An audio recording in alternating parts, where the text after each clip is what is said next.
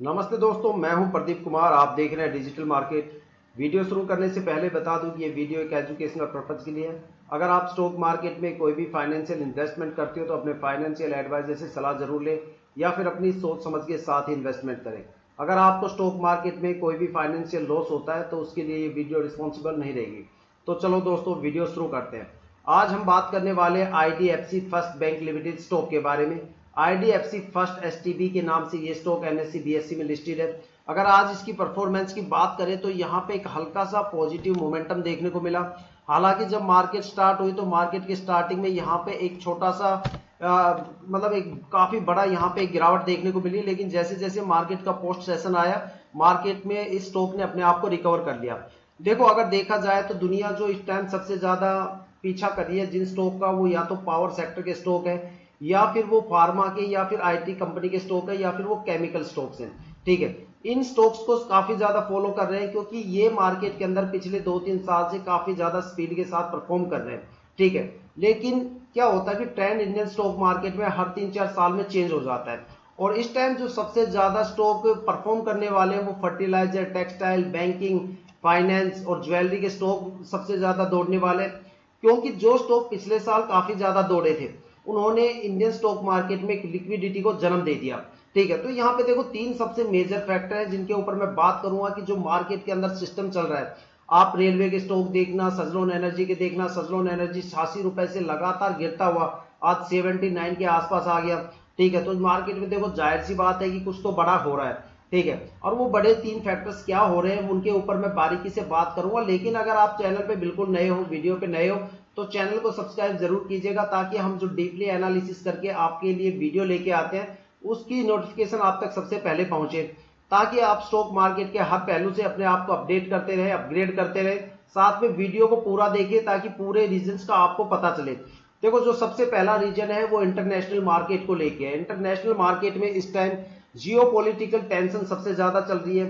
Russia और Ukraine के war चल रहे हैं और इजराइल के वॉर चल रहे हैं। ठीक है, तो इन वॉर के ऊपर यूरोप का सारा फोकस है, तो वहां की जो इकोनॉमी है वो काफी ज्यादा डगमगा गई क्योंकि काफी देश वॉर के अंदर डायरेक्ट और इनडायरेक्ट रूप से शामिल है।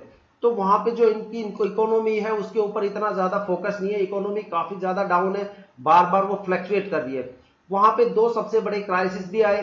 ठीक है, वहां पे अगर हम बात करते हैं तो NYSE न्यूयॉर्क स्टॉक एक्सचेंज की करते हैं, वहां पे लगातार 2 दिन से एक जबरदस्त फ्लक्चुएशंस भी देखने को मिला।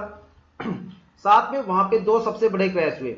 जो पहला क्रैश हुआ वो 5 अगस्त के आसपास हुआ जहां पे NYSE के अंदर 1000 पॉइंट की गिरावट हुई। साथ में डो जोन्स जो कि एक इंडस्ट्रीज एवरेज इंडिसेस को शो करता है उसमें 1500 पॉइंट की जबरदस्त गिरावट हुई, जिसका नतीजा ये हुआ कि जो हमारा इंडियन स्टॉक मार्केट है उसमें सेंसेक्स में कम से कम 3500 पॉइंट की गिरावट हुई और हमारा जो मार्केट है वो पूरी तरह से क्रैश हो गया। काफी जबरदस्त गिरावट का उस टाइम सामना करना पड़ा। जैसे तैसे करके मार्केट ने अपने आप को रिकवर किया, तो वहीं से फिर से हालात 3 सितंबर को फिर से वही खड़े हो गए। जो पहला क्रैश आया था अगस्त में वो जॉब रिसेशन को लेके आया था, और जो 3 सितंबर को दूसरा क्रैश आया वो वहां के सिलिकॉन वैली बैंक के अंदर एक जबरदस्त क्राइसिस आया जिसको लेके वहां पे NYSE कम से कम 650 पॉइंट गिर गया और डो जोन्स में कम से कम 1400 पॉइंट की गिरावट आई। इसका नतीजा ये हुआ कि एशियन स्टॉक मार्केट तो हिले हिले, जापान का निक्की स्टॉक एक्सचेंज भी हिला, संघाई स्टॉक एक्सचेंज भी हिले, साथ में इंडियन स्टॉक मार्केट में भी कम से कम 1500 पॉइंट की गिरावट हुई। लगातार एक फ्लक्चुएशन वहां देखने को मिला। NYSE की बात मैं इसलिए कर रहा हूं क्योंकि दुनिया की जो सबसे बड़ी बड़ी कंपनी है, माइक्रोसॉफ्ट, गूगल जैसी कंपनियां, वो वहीं से ऑपरेट होती है और वो इतना पावरफुल है। अगर वहां पे 100 पॉइंट की गिरावट होती है तो वो काफी होता है पूरे एशियन मार्केट को हिलाने के लिए, एशियन स्टॉक मार्केट को हिलाने के लिए, साथ में इंडियन स्टॉक मार्केट में एक अच्छा खासा फ्लक्चुएशन देने के लिए और एक मजबूती के साथ गिरावट देने के लिए। ठीक है, तो जैसे तैसे मार्केट ने अपने आप को कंट्रोल किया। उसके बाद FII का यहाँ पे गेम शुरू हो गया।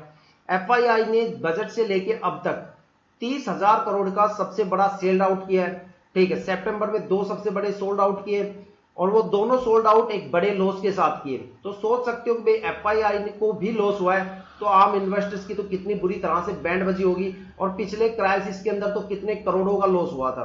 ठीक है, तो यहाँ पे FII ने 30,000 करोड़ की जैसे ही सोल्ड आउट किया तो इंडियन स्टॉक मार्केट में FII की जो होल्डिंग है वो काफी ज्यादा कम हो गई स्टॉक्स के अंदर।